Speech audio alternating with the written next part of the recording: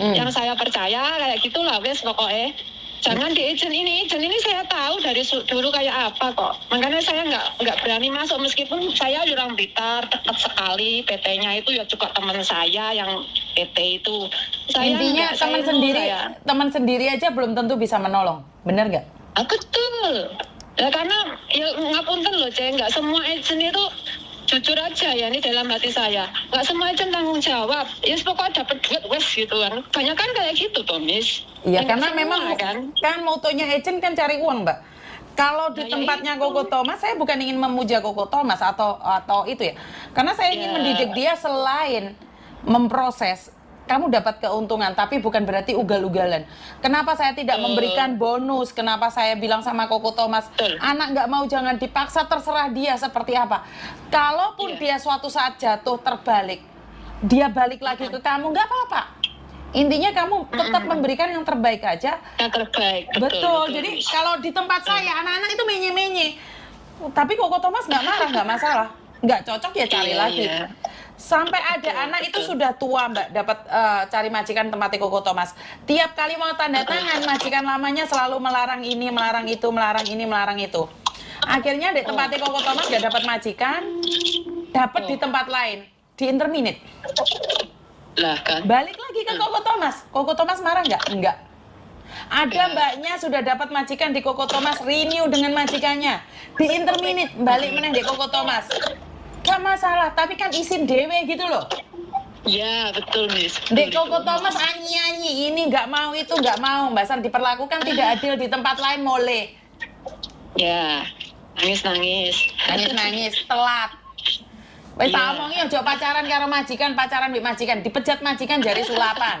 Saya nonton konten jenengan itu Miss, sampai kadang yo kudu guyu ra kena tak ampet.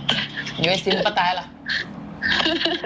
Kasihan, tapi ya kadang ya ketemu itu besok. Wajar karena konten ini konten yang nggak jelas. Ya enggak sih ya, semua pro kontra, Miss, ya paham sih saya. Nggak masalah. Saya tuh ambil baiknya aja, Miss. Nggak masalah. Kalau nggak gitu kan nggak sensasi buat mereka mah.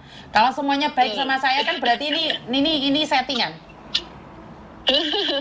Betul, Miss. Ya wes, intinya telepon PT-nya dulu yang di Indonesia dulu. PT-nya dulu ya, oh iya. Iya, Miss.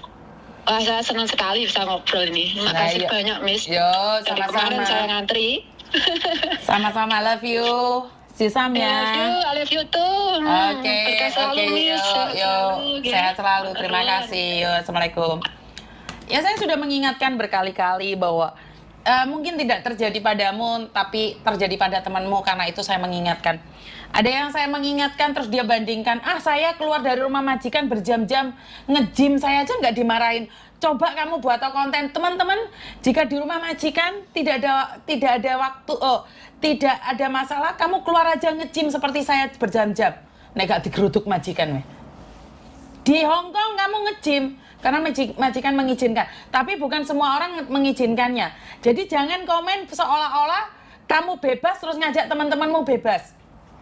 Ya, jadi ini teman-teman perhatian ya. Jadi jangan ngomong sama orang lain, saya lo bebas. Iya kamu, tapi bukan orang lain. Kamu boleh komen, tapi ditandai.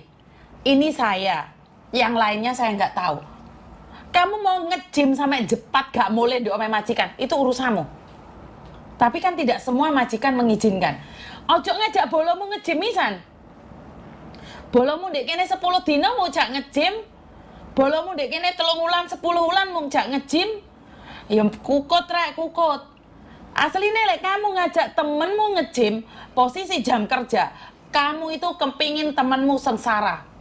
Kowe iki gak kepingin koncomu sugih. Kamu yang bebas di luar sana, kamu berbicara dirimu. Jangan bandingkan kehidupanmu dengan kehidupan orang lain. Hah? Jangan sok bebas terus kamu ceritakan, karena itu melanggar. Kalau sampai temanmu bilang sama majikan, terus setelah itu dia hoi sam cicik yan wai lei, kamu lihat mah, hoi sama. Lihat temanmu jatuh, gagal karena iri dengan kamu, hoi sama. Sampai di sini paham ya? Hati-hati komenmu, hati-hati mulutmu. Oh, saya tuh bebas loh.